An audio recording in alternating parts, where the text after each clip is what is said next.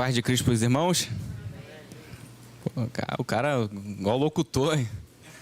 Foi igual locutor aí, o Emanuel Felipe. O professor Alex falou aqui, né? A OMS fala que é quanto de distância? Aqui tem quanto, Alex? 2 metros, super seguro. O Alex sempre tem um dado, né, para nos passar. É bênção. Prazer estar com vocês aqui mais uma vez na Bereana, hoje podendo ministrar, né, mais uma lição aí do nosso trimestre, caminhando para a reta final do trimestre. Temos aprendido grandes lições acerca da vida dos profetas, mas principalmente acerca das suas mensagens, né? Porque os profetas são instrumentos de Deus para trazer, muitas das vezes, exortação, instrução. E a gente percebe que a vontade de Deus é sempre manifesta por via da sua palavra se cumpre. E hoje nós temos o privilégio de poder estudar o que esses homens de Deus foram influenciados pela voz divina. Nós temos grandes lições para poder aplicar nas nossas vidas, aplicar nos dias de hoje. Podemos também verificar que muitos acontecimentos, na verdade, partem de uma ideia de que eles até se repetem nos dias atuais, de alguma forma, se a gente observar alguns contextos, a gente consegue entender isso claramente. Antes de nós começarmos a aula propriamente dita, nós temos alguns recados, né? O primeiro recado é a Maratona EBD de capacitação para professores e líderes, dia 26/9, de 9h30 às 16h30.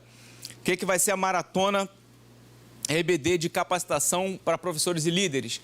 Teremos um dia inteiro com conteúdos não somente voltado para esse público professor e líderes, mas para todos aqueles interessados no âmbito da palavra de Deus, nos recursos que utilizamos para poder ensinar a palavra de Deus, recursos que utilizamos para preparação de conteúdo para essas ministrações, questões ligadas aos recursos instrucionais. Então, nós vamos ter aqui coisas muito interessantes. Nós abrimos uma votação, não sei se alguém aqui conseguiu acessar um link que nós disponibilizamos e participou da votação. Então, se você participou da votação, esse foi o resultado da votação, tá? Nós tivemos, na verdade, mais de 1.200 votos. Aqui eu coloquei só os 5 primeiros na votação, que são exatamente as temáticas que venceram e que vão ter a ministração desse conteúdo na maratona. Então, em primeiro lugar, desenvolvimento e exposição da aula de EBD, né, ali, homilética para professores. Então, é como que você organiza a sua aula, como que você prepara o conteúdo, de que forma você prioriza algumas questões na hora da preparação da aula para você trazer para o seu aluno, o que você anota no seu preparo, o que você coloca no PowerPoint. Então, são coisas voltadas para esse métier. Abordagens criativas no ensino bíblico. Então, aí já está falando tudo, como você ter uma abordagem criativa acerca do conteúdo que você vai ministrar. Geralmente, quem ministra para jovens, adolescentes, crianças, consegue compreender a importância de você ter uma abordagem criativa acerca do conteúdo. Porque você tem a questão da atenção dos alunos que você precisa trazer para si e principalmente para o conteúdo que vai ser ministrado para que eles consigam, de fato, absorver o conteúdo. Então, ter uma abordagem criativa no ensino é muito importante. Aplicativos e recursos técnicos para preparação da aula. Salvo engano, aqui, ó. Professor Ivan Lessa vai ministrar essa temática, aplicativos e recursos técnicos para preparação da aula. Eu creio que ele está preparando justamente algumas coisas ligadas a PowerPoint, apresentação de aula, uso de fonte, tamanho de fonte, cor da fonte. A gente observa algumas necessidades quando nós preparamos um PowerPoint.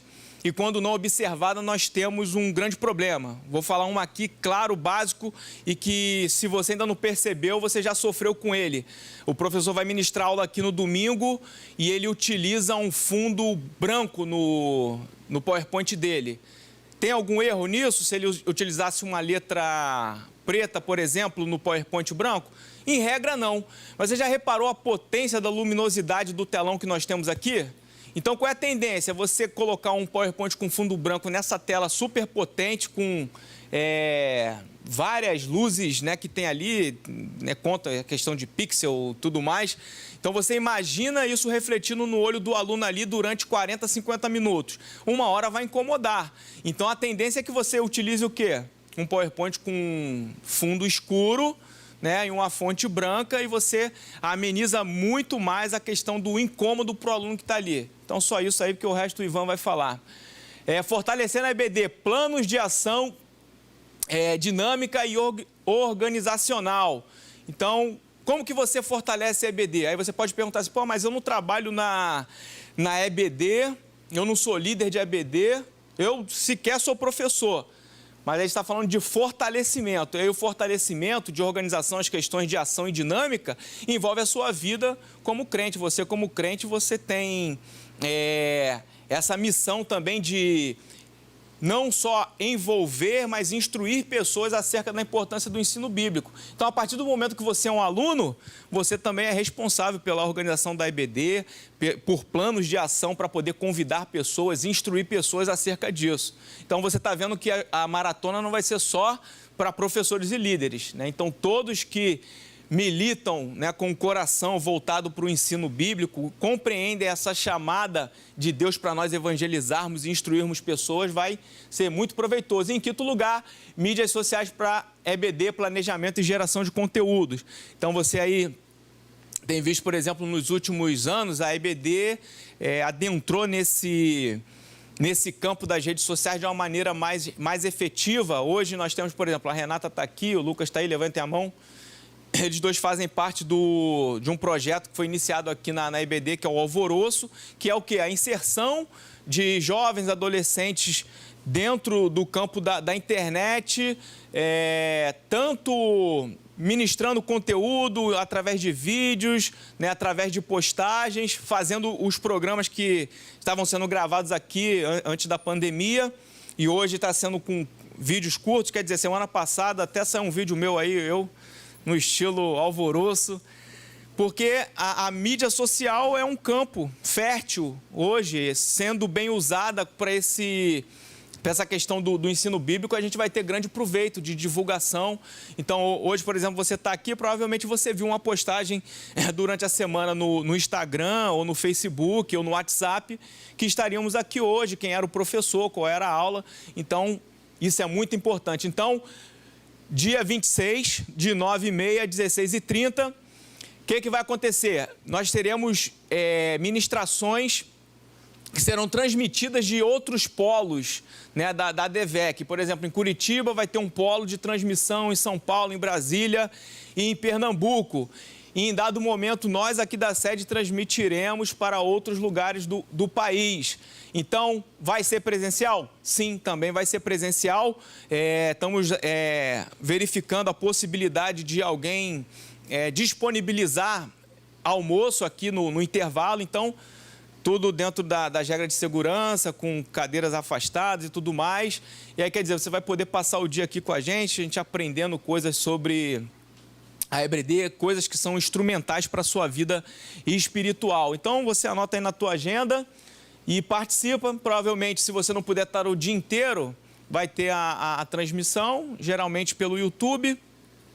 E aí você vai poder assistir tanto as palestras que estão sendo ministradas fora, quanto as que serão ministradas aqui.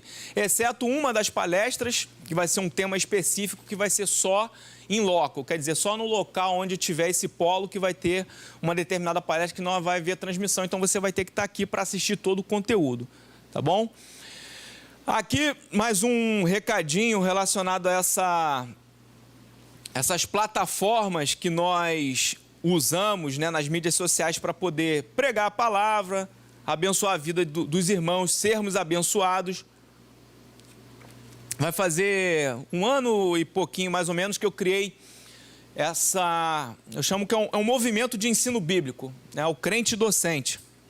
Então, é a ideia de que o crente é aquele que crê em Jesus e o docente é aquele que ensina sobre Jesus. Então, a ideia de Mateus 28:19 é exatamente essa. Quando você lê o versículo, principalmente na Almeida Revista Corrigida, o ide e ensinai, esse ensinai tem a ver de concretização sobre a fé dessa pessoa.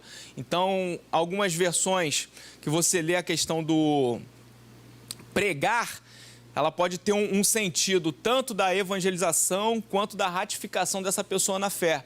Então, eu quero dizer para você, é impossível estarmos no ano do discipulado usando apenas da evangelização para poder ratificarmos pessoas na fé.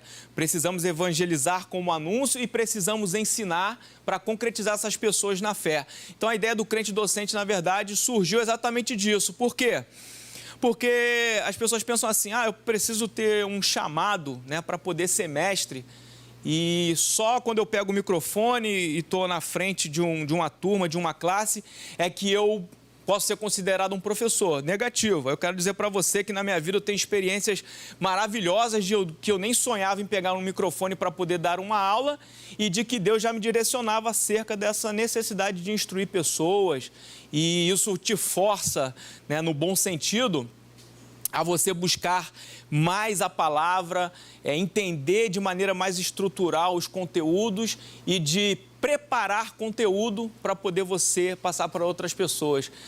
O professor Alex, o Emanuel estavam ali atrás conversando sobre questão de tratar peixe, né? Qual é o peixe lá que tem uma glândula, o baiacu tem alguma coisa lá nele que se você não tratar, você pode prejudicar a sua saúde. Mas quando bem tratado, você consegue botar isso para ser servido. Aí como que a gente faz uma correlação com a Bíblia? A Bíblia, ela tem lá a sua complexidade em relação à abrangência, principalmente para um novo convertido, mas ela é de fácil acesso a todas as pessoas. Então você, enquanto crente docente, você é exatamente essa pessoa que consegue pegar esse conteúdo tão abrangente e esmiuçar, tratar para poder dar ao ponto de servir a uma pessoa. O professor é exatamente isso. Ele pega um conteúdo, às vezes, difícil, como são o caso dos profetas que nós estamos estudando, e você consegue organizar de uma forma que as pessoas possam compreender de maneira mais clara esse conteúdo. E aí, o grande anúncio e a grande surpresa, semana do crente docente de 12 a 16 de outubro, live todo dia lá no Instagram. Então você segue lá, né, o YouTube, curte o Instagram, o Facebook, se inscreve no YouTube, que você vai acompanhar nessa pelo Instagram, semana do crente docente. É a primeira vez que a gente vai fazer isso, tá? O crente docente toda semana tem o CDcast, que é o podcast da sua lição bíblica. Hoje, 6 horas, foi no YouTube transmitido uma aula em podcast com o professor Luiz Carlos Cunha, que é um professor do nosso campo. Então tem sempre alguém diferente da Bereana para você escutar, com uma perspectiva um pouco diferente, uma aula de 20 a 30 minutos e com a ideia de instrução de como ensinar esse conteúdo e de como ministrar e, em si, a própria ministração do conteúdo. E aí, Deus colocou no meu coração para fazer a Semana do Crente Docente, um evento comemorativo ao Dia do Professor, salvo engano, 15 de outubro, não é isso, Alex? Isso aí. E aí eu vou estar recebendo essas grandes feras aí, pastor Gilson Paulo, professor Alex Rodrigues, que vai estar também junto com a gente. Consegui uma proeza, não sei como é que ele aceitou isso, o pastor Ronaldo vai estar no Instagram, numa live. Você filma, vou gravar isso e vai ficar no YouTube também, mas isso é inédito. O pastor Ronaldo, ele aparece na rede social, dá oi, tchau e tu não acha mais ele. E ele tem Instagram, mas também nunca postou nada, mas ele vai aparecer numa... Ele sabe mexer. Aí quando mexe é a filha dele que mexe. Mas enfim, eu consegui essa proeza, ele aceitou porque, né, ele foi misericordioso comigo. Pastor Marcelo Coimbra e a professora Renata Santana também aceitou o convite. Cada um aqui vai falar um pouco sobre essa questão do ministério docente e uma perspectiva diferenciada, tanto a questão da parte do ensino teológico, a parte do ensino para crianças. O Alex, com essa pegada bem pedagógica dele, também vai trazer instruções legais para nossas vidas. E o pastor Gilson falando sobre uma questão mais contemporânea, da questão do professor na sociedade. Então, tem muita coisa legal aí para a gente tratar de 12 a 16 de outubro. E agora nós vamos, propriamente dito, para a lição de hoje, que trata sobre Sofonias. O dia do Senhor está perto. Essa lição aí de número 10. Como eu disse, nós estamos aí na reta final do trimestre. Essa é a lição que nós não teremos ela aqui no templo por conta da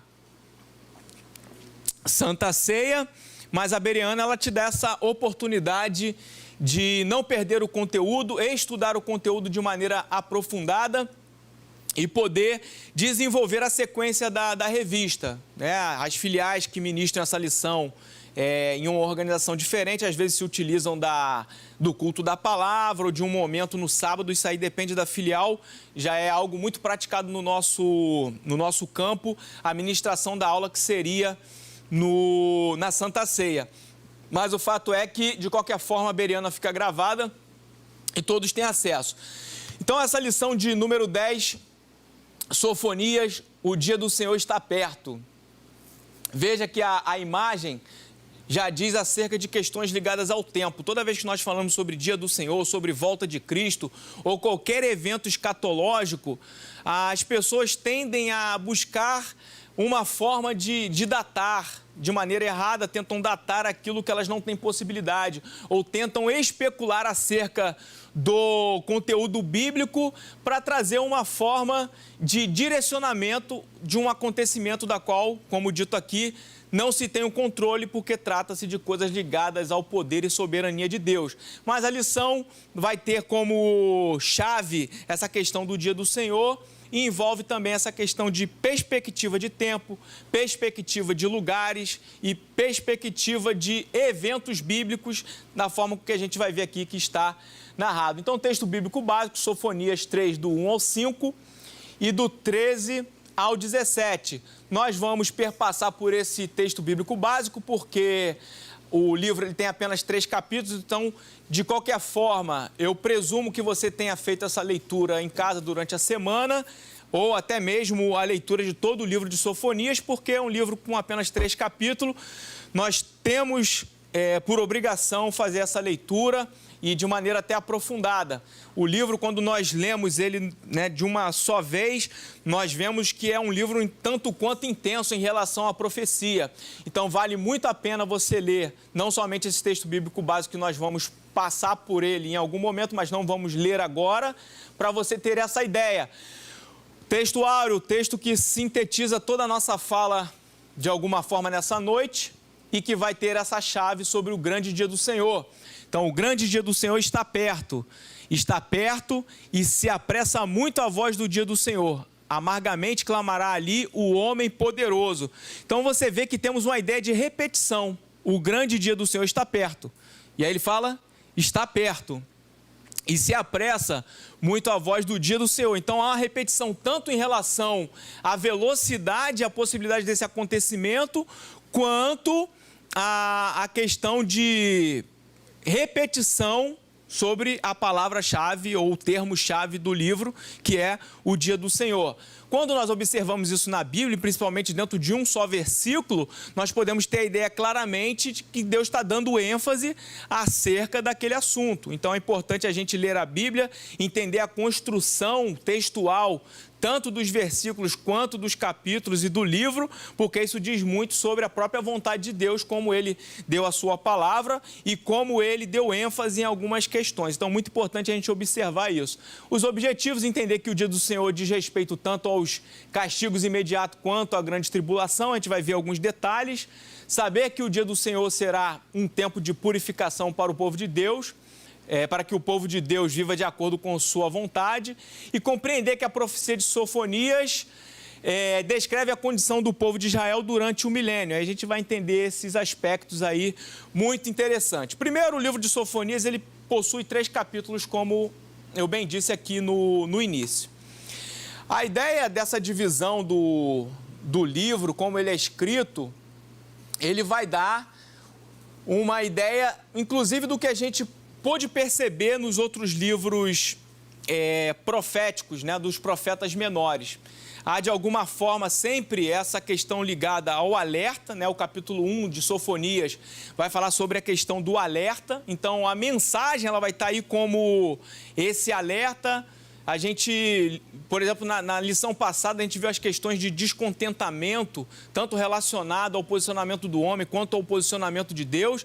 E a gente sabe que quando Deus ele está descontente com alguma situação ligada ao âmbito social, político, do seu próprio povo, ele há de fazer alertas como um chamamento a algo que a gente vai verificar na lição, que tem a ver com arrependimento. Então Deus ele preconiza, ele tem essa ideia de dar um alerta para poder manifestar o seu descontentamento com a situação do povo e com a situação do cenário que esse povo está envolvido. O capítulo 2 tem uma questão de incentivo. Esse incentivo é o quê? A buscar a Deus. Então, se ao mesmo tempo Deus ele faz um alerta no capítulo 1, no capítulo 2, ele vai fazer, através da mensagem do profeta Sofonias, um incentivo para que o povo se volte a ele de maneira a buscar a sua face, a sua vontade e o seu interesse para com a nação de Judá. E por fim, no capítulo 3, tem a questão da promessa, né? Aí, interessante porque a promessa que Deus faz aqui, tanto está ligada à destruição daqueles que são os ímpios, considerados ímpios, tanto para a questão de trazer restauração e esperança para o justo. Então, é uma sentença com cumprimento diverso, dependendo de que polo os personagens estão. No caso, nós aqui nos enquadramos como justos, aqueles que servem a Jesus Cristo. Então, nós vamos ver nessa lição grandes lições que vão dizer sobre a nossa permanência com Deus, para que nós possamos desfrutar de restauração, de esperança num tempo vindouro e também no tempo presente. Interessante porque Sofonias ele é um profeta de linhagem real. Isso tem alguma importância? Tem. É só você observar tudo que a gente já estudou até aqui, que você viu, por exemplo, que temos personagens dessa linha profética que eram homens do campo, homens, vamos dizer, sem uma representatividade social, como é um homem de linhagem real, que é o caso de Sofonias. Isso significa o quê? Não importa de onde você veio, não importa a sua origem, a sua sequência familiar, genealógica, quando Deus ele tem uma vontade de, por via da sua própria vida, trazer uma mensagem. Então, você veja, se Sofonias é de uma linhagem real, ele é alguém que pode ser um profeta de Deus e de fato faz e cumpre o seu ofício, como nós vemos ao caso de Amós, um homem do campo, um boiadeiro, que também tem ali carregado em si a própria vontade de Deus e a sua palavra. Então, a palavra de Deus, ser alguém usado por Deus, ser via e ser boca de Deus, você precisa apenas estar vulnerável, suscetível à voz de Deus e estar, vamos dizer, conduzido pela vontade dele. Então, o importante de entender que Sofonias é da linhagem real é exatamente isso. Tem algumas questões ligadas a essa sequência genealógica de Sofonias. Ele possivelmente foi tataraneto do rei Ezequias, né? Um primo distante de Josias, que é o rei do qual está em Judá nesse contexto temporal do profeta Sofonias. Então, Sofonias está inserido no contexto de Judá, onde, nesse período, o rei é Josias. E mais para frente nós vamos ver alguma coisa relacionada a isso. O nome Sofonias significa o Senhor o escondeu ou o Senhor escondeu-se. E aí, eu não vou entrar no mérito do detalhe do significado do nome, mas bem sabido que a maioria dos profetas, ou para não dizer quase todos eles, o seu nome tem muito a ver com a mensagem ou com alguma referência ligada ao momento que ele vive. E aí, talvez, quando eu passar aqui pelos pontos da lição, você vai entender um pouco dessa questão de o nome dizer o Senhor o escondeu ou o Senhor escondeu-se. Então, interessante a gente entender isso. Até vamos refletir sobre algumas questões ligadas à ação de Deus, à inércia de Deus, ou o momento que ele escolhe agir, ou a perspectiva do povo em relação às ações de Deus. Então, é muito importante a gente compreender isso. Então, Sofonias, ele basicamente profetizou acerca do juízo de Deus. não somente para o povo de Deus, mas também para o mundo da época. Então, o entorno de Judá é alvo, de alguma forma, da profecia de Sofonias. Por quê? Porque Deus, ele tanto trata com o seu povo, quanto trata com a humanidade de um modo geral. Geralmente, se utiliza até de povos inimigos para trazer instruções, para trazer exortações e de trazer correções contra o seu próprio povo, apenas por manifestação do seu amor e de sua justiça. Então, Sofonias, ele vai expressar essa palavra de Deus de maneira a trazer um alerta para o seu povo, mas também para os povos vizinhos que estão inseridos nesse contexto. Algo muito interessante que a gente pode observar, ali desceu a letra, mas Israel, o relógio escatológico. Lembra que a gente começou aqui falando sobre questões de tempo? E o que nós temos de ideia é que Israel, ele é como se fosse um termômetro relacionado a esse relógio escatológico. Os acontecimentos da terra, os acontecimentos da humanidade, de alguma forma perpassam por acontecimentos ligados a Israel. Então, não é de hoje que nós podemos observar, né, esses fatos, acontecimentos que envolvem Israel, eles estão sempre dentro de uma perspectiva escatológica. Isso é, Israel está sempre inserido em situações que acontecem naquele dado momento, mas que também apontam para eventos futuros. Então, a ideia do Israel escatológico faz com que esses fatos e acontecimentos não se prendam ao momento em que isso ocorre, mas tenha sempre um apontamento para o futuro.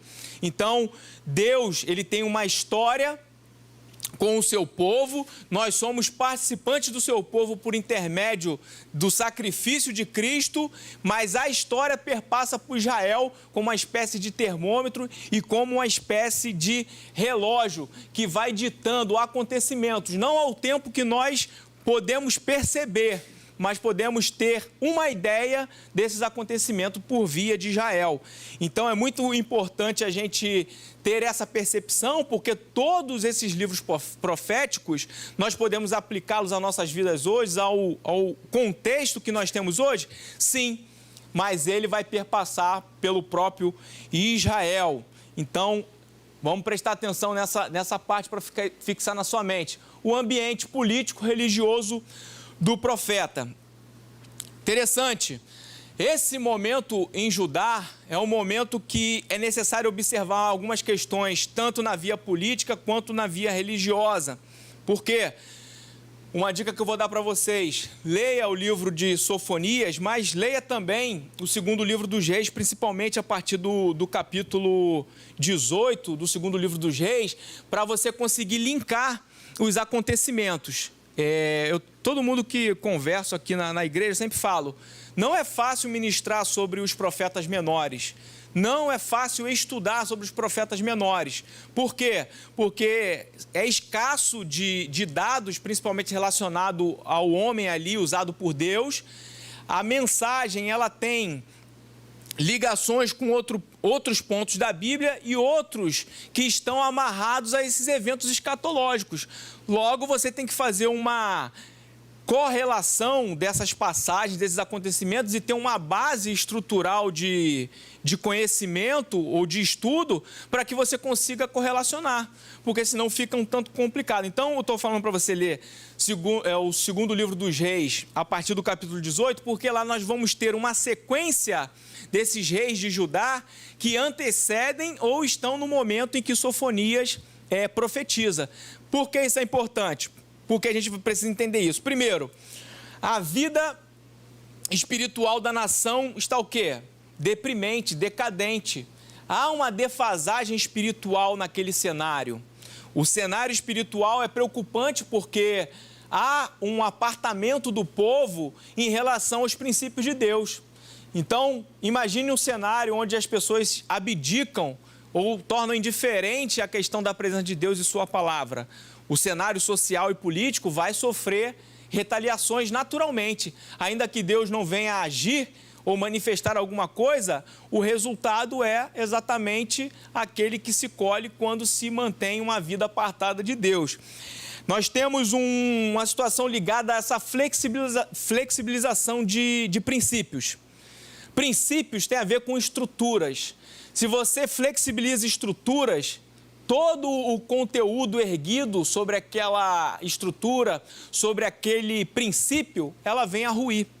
Então, quando há uma flexibilização de princípio, na verdade é uma quebra de princípio. Princípio não foi feito para poder ser flexibilizado. Princípio foi feito para ser cumprido.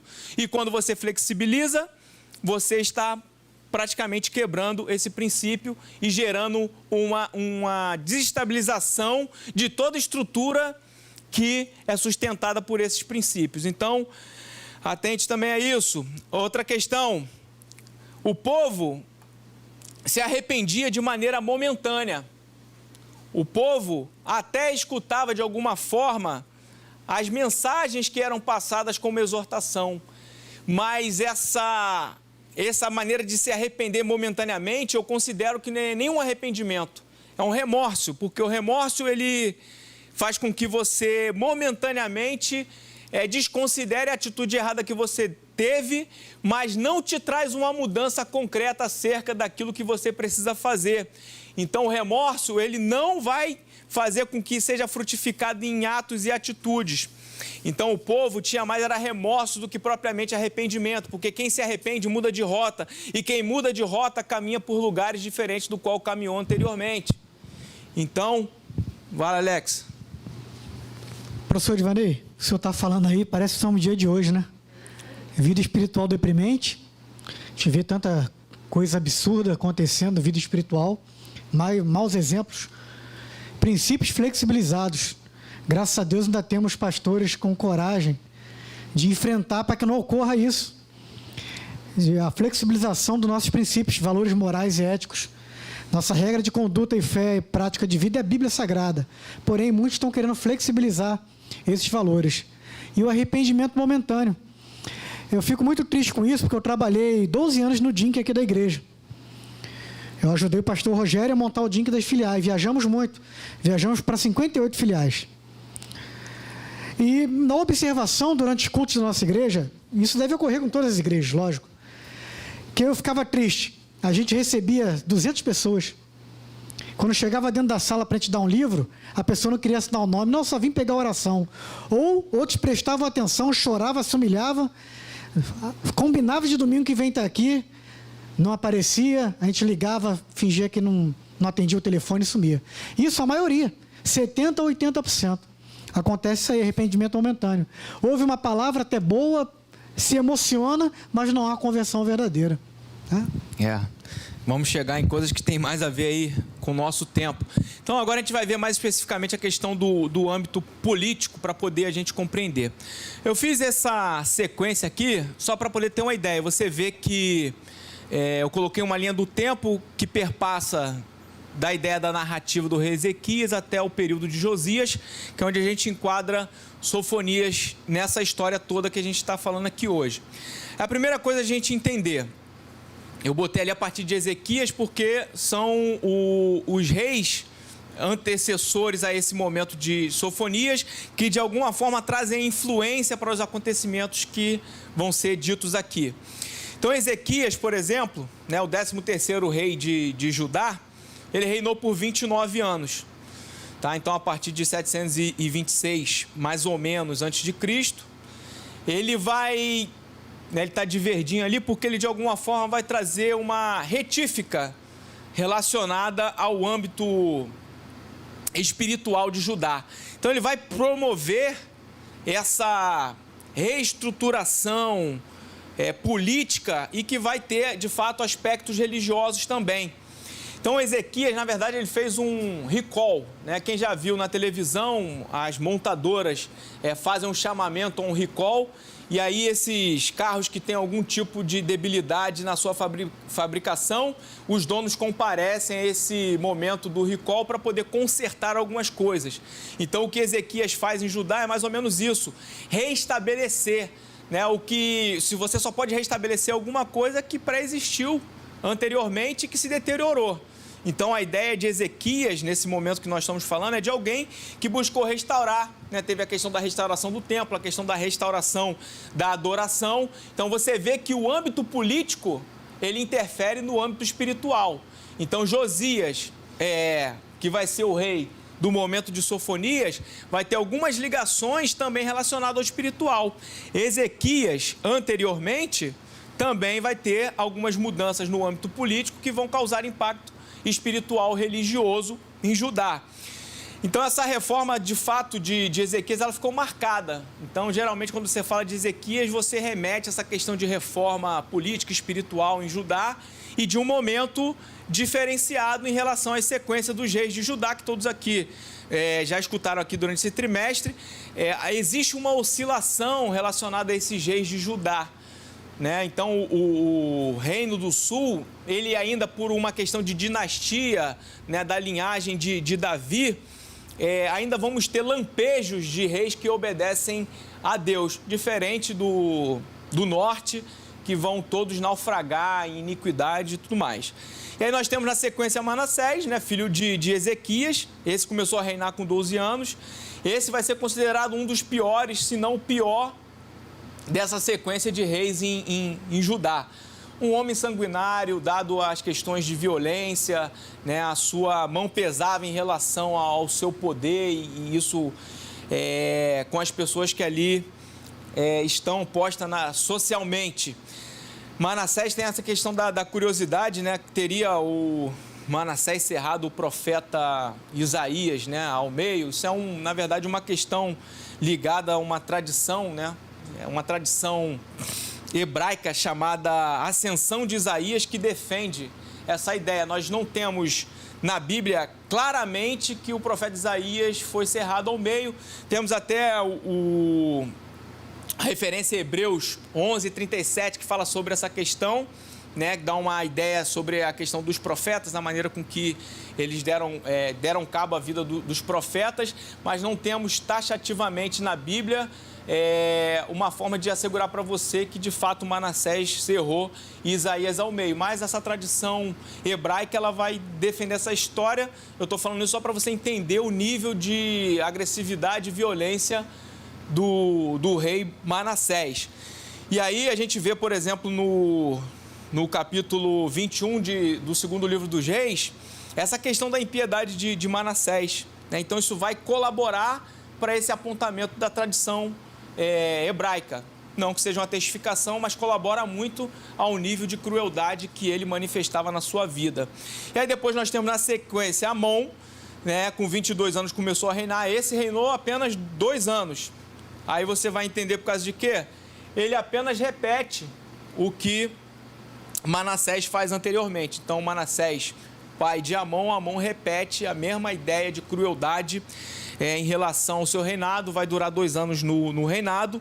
Aí nós temos a sequência Josias, que aí já vai se enquadrar nessa ideia de quase 80, 90, né, quase a distância um século após a ideia desse enquadramento do reinado de Josias, que começa a reinar muito cedo também, com apenas 8 anos ele começa a reinar, e a perspectiva de Josias no reinado já é uma perspectiva diferenciada se comparar aos seus antecessores, tá? Então ele vai quebrar essa sequência desastrosa dos reis em Judá.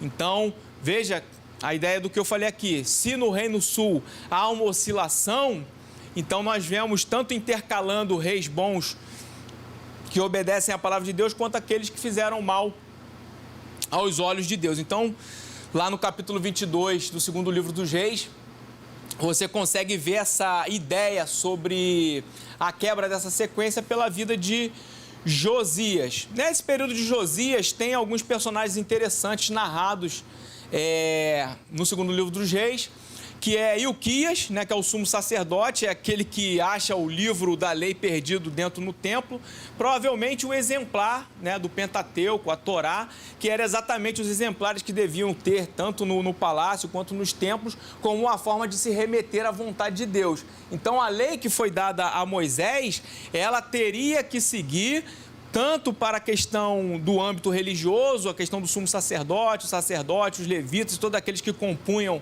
a ideia religiosa em Israel, tanto quanto no palácio. Então essa ideia aqui de achar a palavra é algo interessante. Então você vai ver que a palavra ela era deixada não digo nem em segundo plano, mas ela era algo que passava longe da perspectiva visual e prática da vida dos habitantes de Judá nesse período. Então, para o sumo sacerdote Ilquias achar, é porque algo foi perdido e esquecido dentro do templo. Então, muito importante também essa ideia, porque começa a fazer ponte ao que a gente falou anteriormente. O que a gente foi falando, pegando como chave da lição, começa a se formar dentro dos aspectos que são abordados.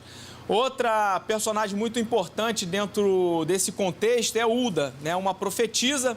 Ela, na verdade, ela é consultada após achar o livro da lei, ela é consultada, e aí, lá no segundo livro dos Reis, capítulo 22, 16 e 17, diz assim: assim diz o Senhor, eis que tratarei mal sobre este lugar e sobre os seus moradores, a saber, todas as palavras do livro que leu o rei de Judá.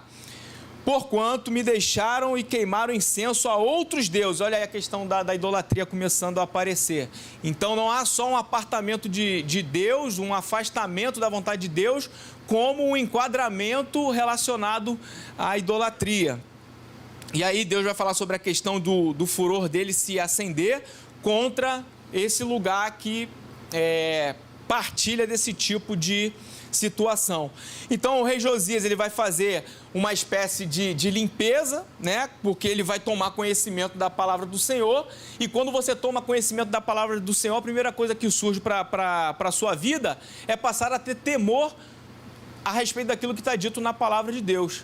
Então é impossível você tomar conhecimento da palavra de Deus e você ficar insensível, no sentido de que o temor começa a existir. O temor tem a ver com uma forma de respeito à soberania e divindade de Deus, para você praticar aquilo que você aprende dele. Então o rei Josias, ele vai renovar e restabelecer esse pacto já existente anteriormente. Então pense nisso. Deus, ele manifesta o seu alerta no capítulo 1, há um incentivo através da vida do profeta para que haja uma busca a Deus, a palavra aparece no cenário para alguém da liderança, no caso aqui o rei Josias, e isso é externado. E quando isso é externado, essa profetisa Uda, ela vai, na verdade, testificar acerca disso. Então a mensagem de Sofonias, ela se enquadra com essa ideia desse versículo aqui, onde narra o que Deus diz através dessa profetisa Uda. Então, o Ilquias e Uda são dois personagens ligados a essa questão de restabelecimento para esse tempo. Então, algumas coisas que vão acontecer nesse período de Sofonias, que está ligado ao rei Josias: remoção dos ídolos, destruição dos sacerdotes pagãos. Vai haver uma influência direto ou indiretamente ao reino do norte, aquele que a gente sabe que foi mergulhado sempre na iniquidade. Então, no momento do domínio da Síria no reino do norte, que a esse tempo já foi de alguma forma dominado, já houve desterramento relacionado àqueles que estão ali inseridos, o uso do poder político da Síria sobre o reino do norte.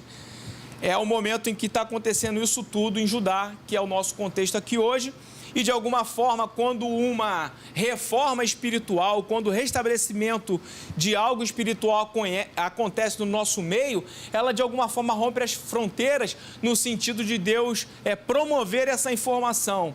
Então, ainda que no Reino do Norte não tenha havido nenhuma mudança, houve um despertamento relacionado ao que aconteceu no Sul, até porque eles já viviam um momento de punição relacionado às suas condutas. Então, outra coisa, houve a restauração da celebração da Páscoa. Então, toda essa questão de tradição em Israel tem muito vínculo acerca da sua celebração a Deus, da sua celebração àquilo que Deus estabeleceu. Então, a gente segue pela essa questão do ambiente religioso. É um ambiente totalmente deturpado relacionado àquilo que eles deveriam viver. Vocês observaram o quadro ali atrás? Sim? Quem não observou, no final, pare lá com calma. O Lucas fez o quadro aqui, abençoou. Quantos querem agradecer o Lucas pelo quadro? No final, vocês podem ir lá dar uma olhada. eu quis, na verdade, dar uma introdução sobre o que nós estamos falando aqui, para que vocês possam pudessem entrar no ambiente da aula e no final vocês verem esses detalhes. Então a gente começa a perceber essa questão do culto a Baal, esse culto aos quemarins, que são bezerros de ouro, culto às estrelas, há juras, né, para outros deuses, esse deus Malcan, né, que significa grande rei. Então você vê que eles deturparam a soberania de Deus e começaram a dar adoração a deuses estranhos e retribuindo a esses o reconhecimento de divindade. Então você vê que há um desligamento total com a questão de obediência a Deus. E aí, como se isso não bastasse, os próprios sacerdotes, eles se corrompiam, praticavam violência, coisas contra a lei. Então, há um momento bem turbulento.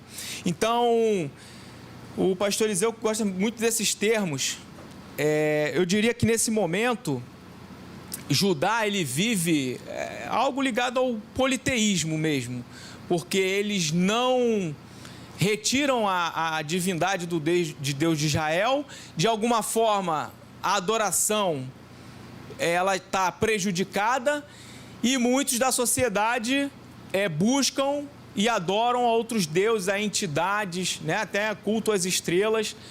Tem outro termo chamado enoteísmo, que não se aplica, mas pode ser semelhante. O enoteísmo, na verdade, a pessoa acredita num determinado Deus, tem ele como Deus para a sua vida, mas não retira a divindade de outros deuses. Nesse caso aqui, mais se aplica o politeísmo, porque eles de alguma forma continuam entendendo o Deus de Israel como o único Deus, ainda que na sua prática religiosa eles dão a sua adoração para outras entidades, outros deuses pagãos. Então aí há uma mistura desses termos teológicos, tanto o enoteísmo quanto do politeísmo, porque é um momento confuso. Então, pense no Brasil. Quando você vai estudar na teologia essa parte cultural, de ensino religioso e tudo mais, na faculdade você tem uma abrangência do estudo. Então você não fica tão preocupado com a questão da igreja, então você vai a fundo em alguns assuntos. Então, quando você vê essa diversidade cultural do Brasil, você consegue entender que é um tanto quanto plural. Inclusive, alguns lampejos de coisas que nós observamos por aí, né? No nosso meio, graças a Deus, a gente não vê isso por conta do equilíbrio e do afinco com a palavra de Deus, mas nós podemos ver no nosso cenário como um todo no país, ditos cultos com características de religiões e de influências que nada tem a ver com a Bíblia. Por que isso? Uma carga cultural que começa a ser disseminada dentro de um círculo religioso, que começa a ser impregnado, isso começa a ser aceito, isso começa a deturpar, e aí você começa a embaçar aquilo que é nítido e cristalino acerca do que é adorar a Deus, o que é cultuar a Deus, se perde a ordem, se perde a decência e se desestabiliza tudo. Então o que a gente vê aqui em Judá, nesse momento em que o profeta Sofonias está enviando a sua palavra, onde Josias está reinando, é essa busca de mudança, de alerta a isso tudo, porque é um descaso total relacionado à vida espiritual. E aí, Jerusalém será esquadrinhada. Muito interessante esse termo esquadrinhado, tem a ver com ser examinado de maneira detalhada, né? De maneira minuciosa.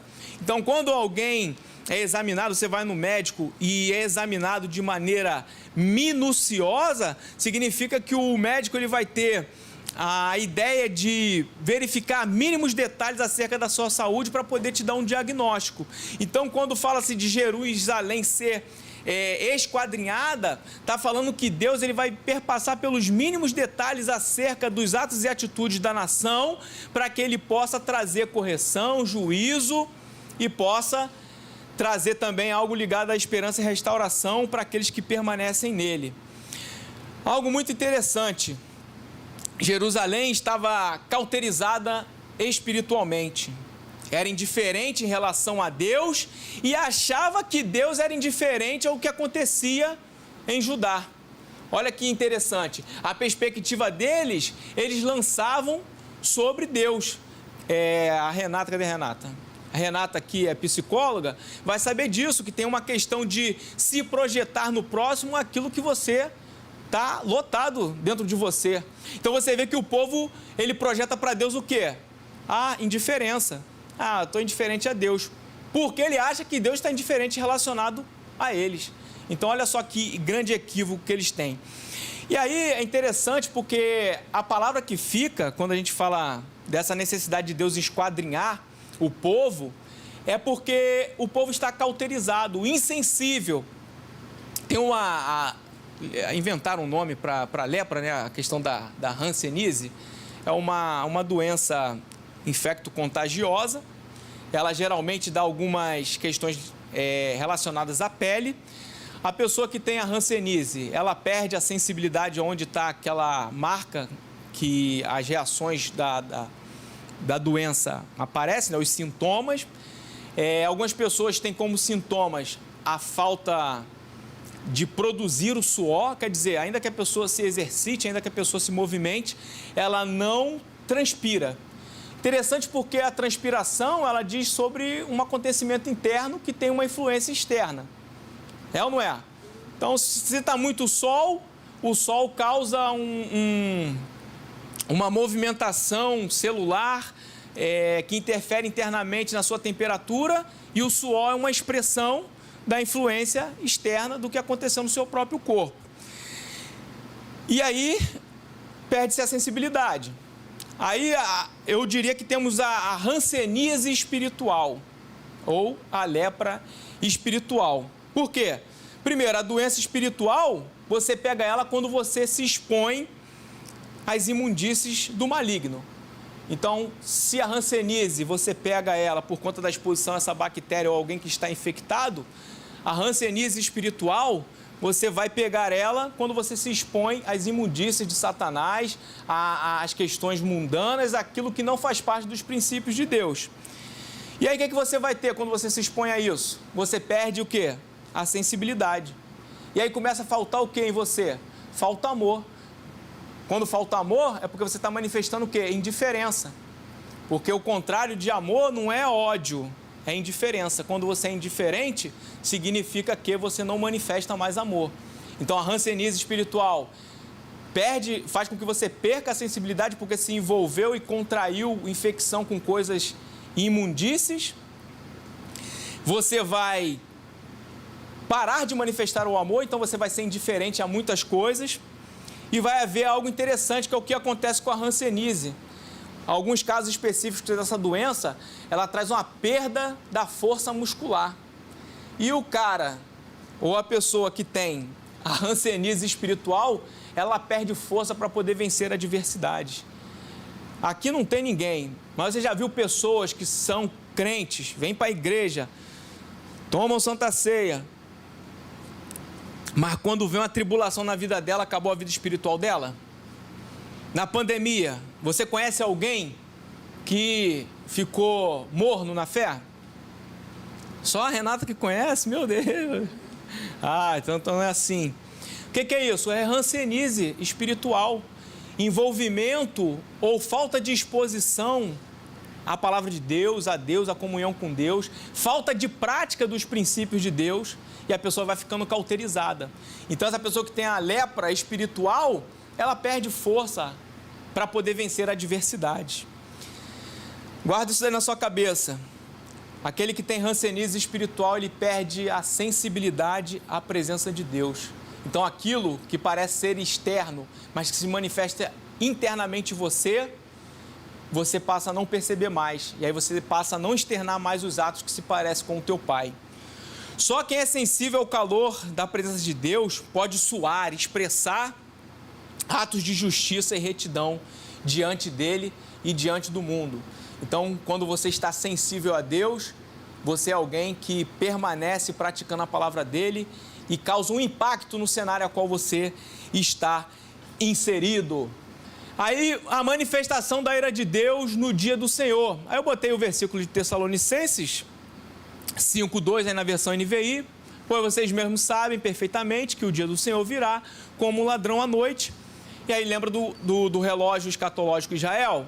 Eu botei esse versículo que, embora ele esteja no Novo Testamento, ele vai fazer uma ponte relacionada ao dia do Senhor, que tem o âmbito mais escatológico, vindouro, transcendente, não somente naquele momento que está sendo vivido o cenário que o profeta Sofonias aqui profetiza. Então, o dia do Senhor é essa expressão que possui o significado de caráter escatológico também, né? Então, de caráter futuro, se refere a uma manifestação divina, né? De justiça de Deus. Então, é como se fosse um ponto final, entre aspas, porque aí se inicia outras etapas, para que Deus possa passar a régua, colocar as coisas no prumo, como o pastor Ronaldo usou o prumo aqui na aula dele, colocar as coisas no equilíbrio correto. Então, o dia do Senhor, ele tem esse aspecto escatológico, vindouro, mas também tem o seu aspecto voltado para momentos em que Deus precisa manifestar a sua justiça no âmbito a qual ele usa os homens que ele levanta, as mulheres que ele levanta, o povo que ele levanta. Então, esse caráter imediato do dia do Senhor tem a ver com uma correção, uma manifestação de justiça para aquele tempo, e o caráter futuro para o momento escatológico, do qual a gente não tem como palpar o tempo. E aí a gente vai para a palavra de juízo. E aí eu botei uma questão que tem a ver muito com a minha área, para poder a gente conseguir fazer esse link.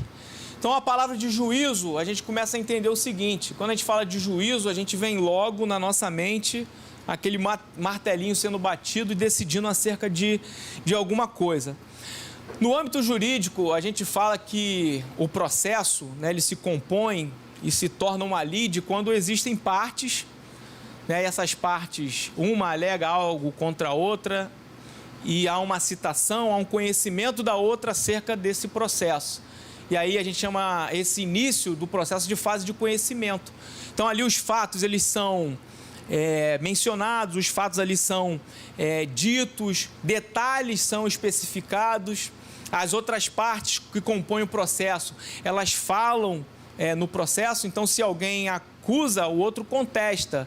Se alguém alega, o outro é escutado. E existem testemunhas, existe uma análise de um juiz para que isso não seja palavra jogada ao vento, mas que haja uma coerência com relação a essa fase de conhecimento, esse processo de conhecimento. Para que isso? Um processo, para se tornar um momento, um julgamento, uma sentença, ele precisa passar por esse processo de conhecimento para ter consubstância jurídica. O que isso significa? Eu preciso ter um peso, uma densidade comprobatória fundamentada para poder eu ratificar a minha sentença. Eu não posso dar a minha sentença de maneira arbitrária e decidir sobre coisas da qual eu sou uma parte imparcial. Essas pessoas que trazem a demanda a alguém que tem autoridade para julgar, elas querem imparcialidade de quem julga. E quem julga tem a responsabilidade de colher tudo de maneira coerente e fundamentada. Então, isso é ter consubstância jurídica nesse processo de conhecimento. E aí é onde que depois desse processo de conhecimento acontecer, vem a fase de sentença. Então, o que é essa fase de sentença? O juiz, ele prolata uma sentença após ele ter toda consubstância jurídica constituída nessa fase de conhecimento. Então, significa, agora que eu já escutei A, B, C ou D, já vi isso, prova e tal, agora eu posso dar uma sentença acerca disso. E depois tem uma outra fase, porque só dar a sentença não basta. A sentença, ela diz acerca daquilo que precisa ser cumprido em um outro momento, que é o próprio cumprimento de sentença. Então, você imagina que esse cumprimento de sentença é uma fase que concretiza todo o processo. Concretiza aquilo que foi decidido na sentença, mediante a fundamentação do processo de conhecimento. E no âmbito espiritual, a gente também tem isso? Temos. No âmbito da profecia de Sofonias, a gente vai verificar que, como a gente fez a ponte do processo de conhecimento, Sofonias vai falar sobre os fatos, e os fatos são idolatrias, cultos às estrelas, violência. Esses são os fatos que quem tem poder para poder julgar está observando. E o profeta é uma boca para poder pronunciar esses fatos. Depois nós temos um momento de sentença? Tem. Qual é a sentença? Destruição para uns, restauração para outros. É o que a gente vê no livro de Sofonias. E aí vem o cumprimento da sentença de Deus. Esse cumprimento ele pode ser imediato. E, de fato, a ideia do que Sofonias profetiza tem um cumprimento imediato. 605 a.C., nós temos a primeira incursão dos babilônios antes da total destruição de Jerusalém. Tem ou não tem um cumprimento imediato? O profeta é usado, o profeta fala dos fatos e há uma sentença e um cumprimento imediato. Uma clara ação dentro daquilo que Deus sentenciou. Deus prometeu a destruição para uns, restauração e esperança para outros, e Ele designou que o cenário, propositalmente pela sua soberania, desse o cumprimento da sentença. Então, há também um cumprimento futuro. Sofonias 1, 14 ao 18. Então, em Sofonias capítulo 1. Vamos abrir aqui para poder a gente ler esse versículo. Capítulo 1, versículo 14 ao 18. O grande dia do Senhor está perto e se apressa muito a voz do dia do Senhor. Amargamente clamará ali o homem poderoso. Aquele dia é um dia de indignação, um dia de angústia e de ânsia, dia de alvoroço e dia de desolação, dia de trevas e de escuridão, dia de nuvens, dias de densas trevas, dia de trombeta, dia de alarido contra as cidades fortes e contra as torres altas. Veja que isso perpassa pelo momento e o contexto de que Sofonias está profetizando. Você viu ali no quadro, no final da aula você vai ver que tem uma ilustração acerca de Nínive, acerca de Jerusalém, tem até o Rio de Janeiro ali. Por quê? O dia do Senhor, quando nós pensamos no evento futuro, nós podemos compreender que não haverá privilégio para ninguém. A maneira com que Deus trará o seu juízo sobre a terra perpassará por toda a humanidade. A diferenciação estará na conduta de quem está inserido nesse contexto. Então, se nós vemos aqui em Sofonias um público específico que sofre com esse poder de Deus de trazer destruição para trazer alerta e instrução e exortação para o povo, nós vamos ver que Deus também fala sobre o dia do Senhor numa perspectiva futura. E aí a gente começa a entrar na parte mais devocional da lição. Você lembra lá do início? Capítulo 1, alerta. Capítulo 2, incentivo a buscar a Deus.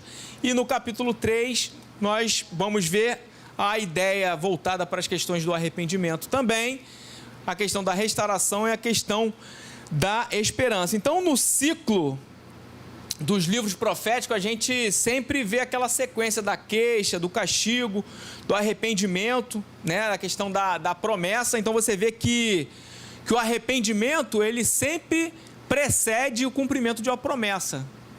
Foi assim para a minha vida, creio que foi para a sua vida também. Quando você se arrependeu, aceitou a Jesus, você abriu e startou um início na tua vida para poder viver promessas. Então, o arrependimento, ele vai dar cabo a viver promessas na sua vida. Então, a gente vê que Deus ele vai possibilitar aí, a gente vê esse versículo 3 do capítulo 2, Deus ele vai conceder uma oportunidade. O fato é esse. Por isso, antes de que haja a punição, há uma oportunidade.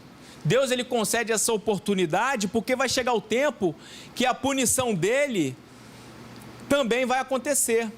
A manifestação da punição que Deus se dispõe a enviar sobre a terra tem a ver com o amor dele. Se Deus é justo, é porque ele ama. E porque Ele ama, Ele é justo. Porque é impossível amar sem que você consiga perceber a justiça de Deus. E a justiça de Deus é muito difícil de nós compreendermos, isso é verdade. Porque muitas das vezes queremos fazer justiça com as nossas próprias mãos. A palavra diz em Mateus sobre você ter fome e sede de justiça. Você precisa ter fome e sede de justiça na medida da qual Deus estabelece na palavra dele. Porque se você tiver fome e sede da sua justiça, você vai destemperar a tua ação em relação àquilo que é a vontade de Deus. Então temos que ter cuidado quando nós olhamos a punição de Deus na Bíblia, usando os profetas para prenunciar isso, porque Deus está preconizando o cumprimento da sua palavra e principalmente manifestando o seu amor para com a humanidade e também para aqueles que permanecem na sua palavra. Então a punição dos inimigos no dia do Senhor é a palavra também que nós já vimos anteriormente. Dia do Senhor, dia do Senhor. E aí as vertentes dessa expressão está se voltando para algo imediato e para algo vindouro, sempre embasado em coisas que nós não podemos palpar, tá? E aí a gente vai ver aqui, esse mapa, é o mapa que o Eduardo Hoffman, lá da Devec Alphaville, fez. Ele falou assim, pede um mapa aí que eu faço e tal. E aí ele desenvolveu esse mapa, ele também tem um Instagram, @geografia da Bíblia. Então ele está fornecendo um mapa aí para muita gente do nosso campo, eu fiz questão de colocar. Ele disse que tinha algumas alterações, ele colocou aqui 15 localidades, porque ele acha que faltou Jerusalém aqui no mapa. Mas o que eu queria que vocês entendessem aqui é o cenário de Judá e o entorno dele, tá? Que estão aqui a Síria, né, que é um potente poder, né, da época em relações políticas e tudo mais. Por que isso? A ideia do mapa, isso vai estar lá no tesouro da EBD, adevec.org/Escola Bereana. Você clica lá na lição, embaixo está escrito tesouro.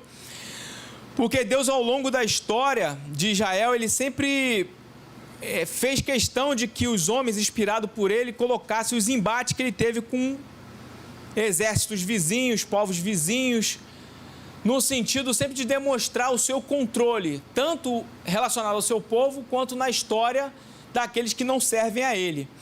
Então, assim, Sofonias ele não vai citar esses inimigos todos de Deus no livro dele, mas de alguma forma ele menciona pelo menos a questão da Filistia, os Moabitas e os Amonitas, Sofonias 2, 5 e 8. E aí dentro da Filistia ele vai citar 5 cidades, Gaza, Asquelon, Asdod, Egron.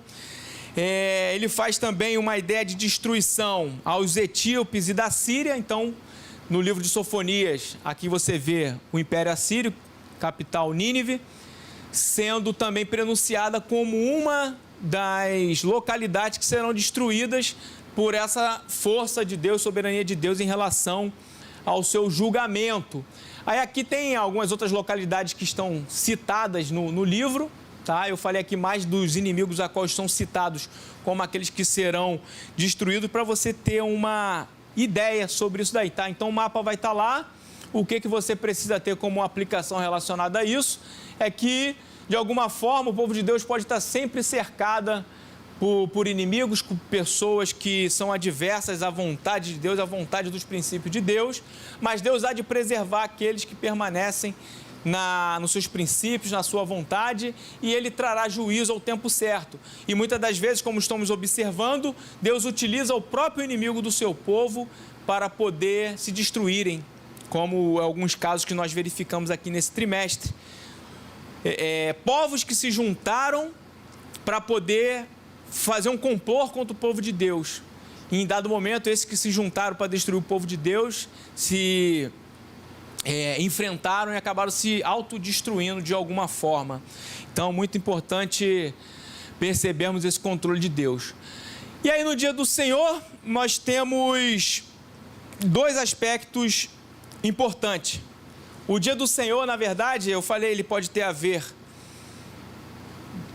com restauração, pode ter a ver com juízo, sentença, condenação, pode ter a ver com esperança. O fato é que para o ímpio, o dia do Senhor tem a ver com ira, tem a ver com castigo, Sofonias 3:8. Mas para o justo tem a ver com restauração e esperança. O lado que você está diz sobre o resultado que você terá mediante a ação de Deus. Então, Sofonias 3:16, 17 vai dar esse apontamento acerca da esperança e da restauração daqueles que são justos, daqueles que permanecem com Jesus, aqueles que permanecem com Deus. Então, nós podemos observar que Deus, ele nunca deixa de cumprir a sua palavra com receio de quem estará no momento da sua ação, no momento da sua condenação. Por que isso? Porque Deus, ele não escolhe privilegiados, relacionando isso com a sua vontade. Deus, pelo contrário, ele sempre vai dar para o seu povo a oportunidade de arrependimento, mas não de privilégio. Então, para nós, esperança, para o ímpio, ira e castigo. E aí a gente tem a figura do remanescente fiel. Deus, ele vai restaurar e renovar a esperança da nação. Eu botei esse versículo de Isaías 1:9 que fala: se o Senhor dos exércitos não nos deixará algum remanescente, já como Sodoma seríamos e semelhantes a Gomorra. Então, Isaías, ele faz uma comparação a esses povos cauterizados espiritualmente, dados à idolatria, dados à adoração a deuses estranhos. Então, você percebe que a ideia de ser um remanescente fiel faz com que você tenha a necessidade de estar com Deus, sempre com Deus. Porque quando você se aparta disso, você se torna um rebelde. O rebelde é aquele que se desvia da presença de Deus, é aquele que não obedece a Deus, é aquele que está indiferente à palavra de Deus. Para a gente terminar essa aula, eu gostaria de dizer para você o seguinte: o profeta Sofonias, de alguma forma, foi alguém que teve, além da mensagem de Deus, uma percepção sobre o momento que ele estava inserido. Talvez a figura do rei Josias, nesse contexto, possa mostrar sobre alguém que está num campo de autoridade, podendo fazer e ter algumas atitudes para trazer um restabelecimento. Mas o fato é que nós não dependemos das autoridades, nós não dependemos de que alguém faça por nós aquilo que nós sabemos que devemos fazer. Por isso, permaneça junto dele.